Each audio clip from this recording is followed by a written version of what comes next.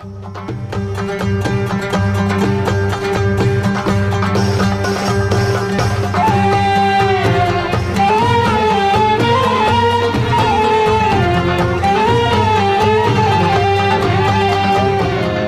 banyak peristiwa intoleransi di sekolah, baik yang dilakukan sesama siswa maupun oleh guru.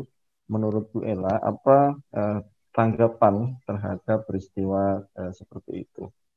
Silakan, Bu. Ya, kalau kita bicara tindakan intoleransi di sektor pendidikan itu tentu contohnya banyak sekali kan sebetulnya. Pada dasarnya kan kalau yang kita inginkan itu memang hak untuk sarana belajar itu tuh ya tentu tidak dibedakan berdasarkan sara dan kepercayaan, tapi dalam kenyataannya kita masih lihat banyak sekali gitu ya tantangan tentang itu, bahkan hak insentif pengajar, pelaksanaan ibadah gitu kan di lingkungan sekolah atau kampus, pemakaian seragam, menghalangi tadi itu misalnya menghalangi kesempatan untuk kepemimpinan, menghalangi pendaftaran siswa, kenaikan pangkat guru dan tenaga kependidikan itu sesuatu yang ya terlepas dari kasus-kasus yang memang mencuat ke permukaan, tetapi berkali-kali kami juga menyatakan bahwa itu sebetulnya cuma puncak gunung esnya kan. Berbagai bentuk tindakan intoleransi itu nyata ada di ekosistem pendidikan kita.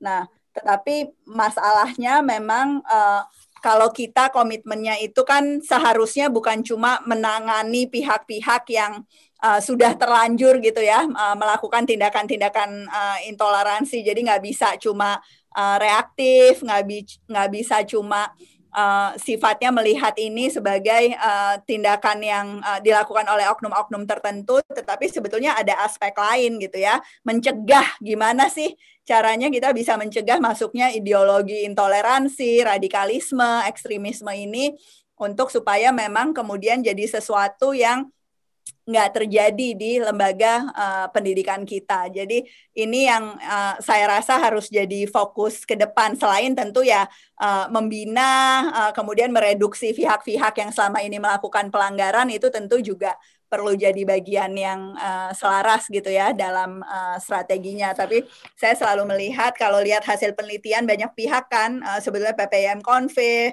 Wahid Foundation bikin penelitian ini nih, kita harus melihatnya sebagai reformasi menyeluruh ke ekosistem pendidikan. Memang yang mengubah budaya, menggeser paradigma tentang bagaimana sih bentuk hubungan yang toleran, bagaimana pendidikan itu sebetulnya tujuannya juga jadi jembatan perjumpaan antar berbagai pihak yang beragam gitu ya. Dan ya bukan cuma, kalau sekarang kan dilihatnya mungkin keberagamaan itu ditumbuhkan, tapi justru dengan cara yang nggak menghormati keberagaman. Nah, itu PR kita sama-sama tuh dalam konteks ini. Oh iya, ya. Jadi kalau misalnya Bu, misalnya kalau Bu Ella selama ini, pengalaman dari Bu Ella misalnya, kira-kira ada nggak cara terbaik yang bisa digunakan untuk mengatasi hal tersebut sehingga nanti institusi yang berhasil menanamkan cara-cara toleransi itu bisa menjadi inspirasi bagi sekolah-sekolah yang lain? Banyak sebetulnya contoh praktek baiknya, Mas Anwar, dan saya rasa kalau kita bicara perubahan pendidikan secara umum gitu ya, bukan cuma di isu intoleransi yang harus kita lawan sama-sama ini, mengumpulkan praktek baik, mengumpulkan contoh yang berhasil dalam berbagai konteks, itu sesuatu yang perlu lebih sering kita lakukan gitu ya, karena memang perubahan itu sebetulnya munculnya bukan hanya sekedar karena ada perubahan kebijakan gitu ya, bukan karena perubahan kurikulum, pergantian menteri atau political will dari penguasa, tetapi perubahan itu kalau kita lihat di pendidikan selama ini itu bisa muncul kalau misalnya memang ya penggiat-penggiat di lapangan, para guru, orang tua gitu ya, dan semuanya itu melakukan praktek yang berubah, mengubah prakteknya dari pola-pola praktek lama ke praktek baru. Secara spesifik saya melihatnya ada dua dua strategi besar ya. Jadi memang perubahan di kurikulum pengajaran agamanya sendiri gitu ya. Karena isunya di situ juga banyak sekali. Yang kedua tentu bagaimana membuat memang nilai-nilai Pancasila itu betul-betul bisa terintegrasi dalam pelajaran apapun, dalam interaksi antara semua pemangku kepentingan, bukan hanya dalam konteks sekolah sebetulnya, tapi dalam konteks rumah, dalam konteks masyarakat. Karena biar bagaimanapun, kalau kita bicara intoleransi di ekosistem pendidikan, ini kita nggak bisa cuma bilang sumbernya itu dari pendidikan, gitu ya kan? Anak-anak itu hidup dalam situasi masyarakatnya, gitu.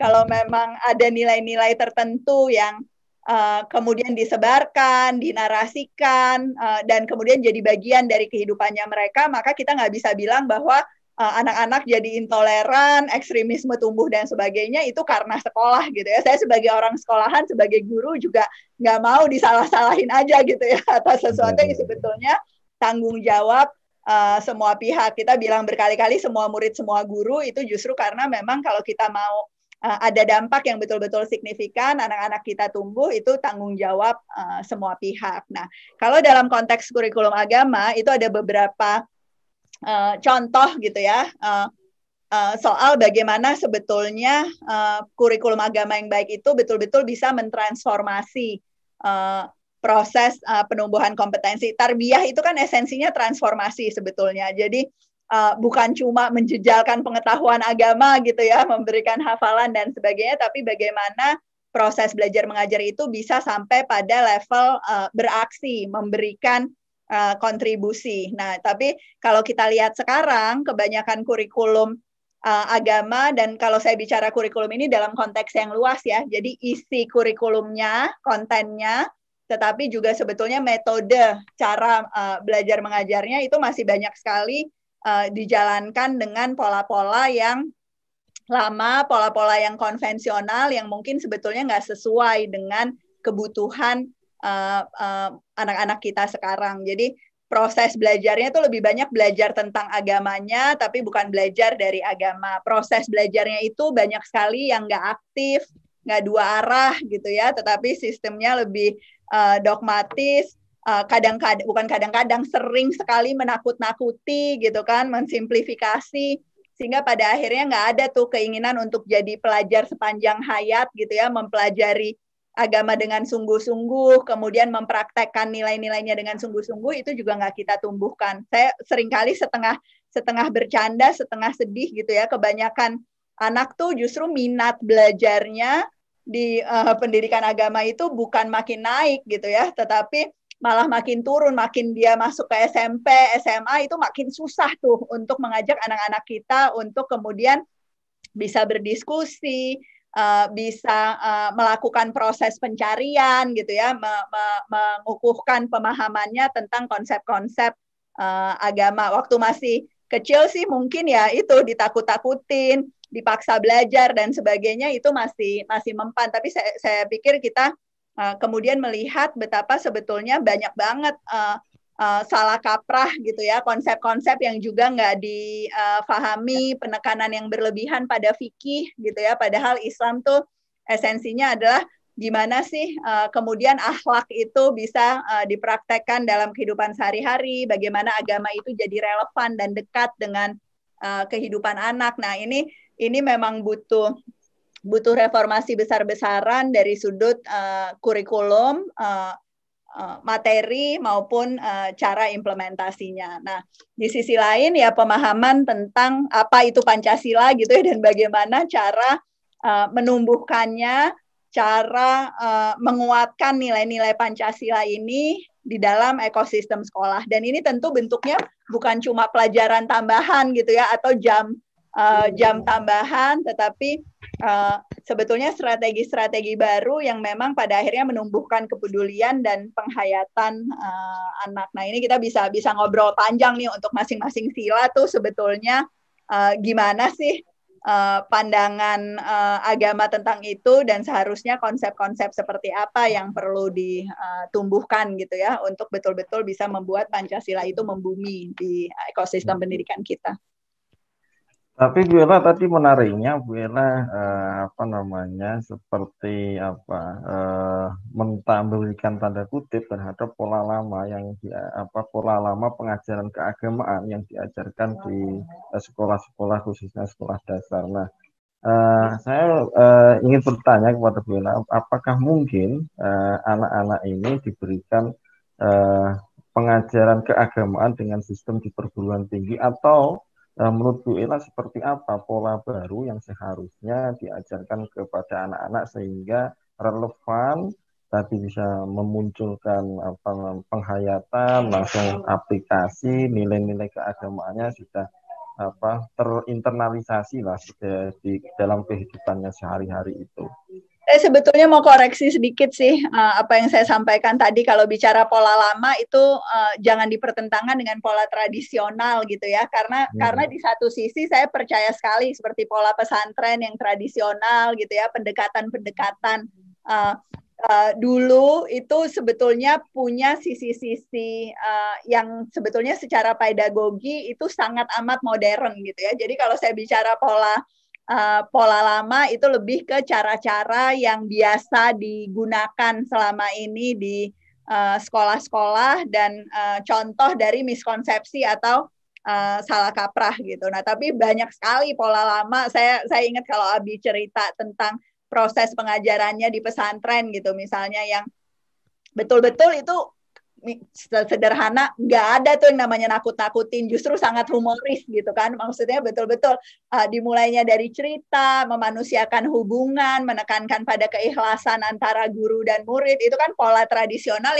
yang sangat modern gitu ya, sesuai dengan prinsip-prinsip pedagogi dan mestinya jadi bagian dari praktek-praktek di masa sekarang juga. Pada saat kita bicara pola konvensional itu sebetulnya ada beberapa hal yang tadi juga sempat saya singgung, penekanannya pada pengetahuan. Jadi penjejalan pengetahuan gitu ya, menekankan pada hafalan, hanya ritual tertentu, itu pola belajar yang pada akhirnya nggak menumbuhkan kegemaran belajar dan pada akhirnya nggak memberi kesempatan untuk anak-anak kemudian mencari tahu. Nah, yang menarik Mas Anwar, sekolah seprogresif apapun gitu ya, banyak sekolah-sekolah misalnya yang udah dengan akreditasi internasional di apa ya, mata pelajaran lain itu menerapkan metode yang aktif gitu ya dalam sains, melakukan pendalaman, memulai kelas-kelas IPS dengan pertanyaan-pertanyaan. Nah, itu begitu sampai ke kelas agamanya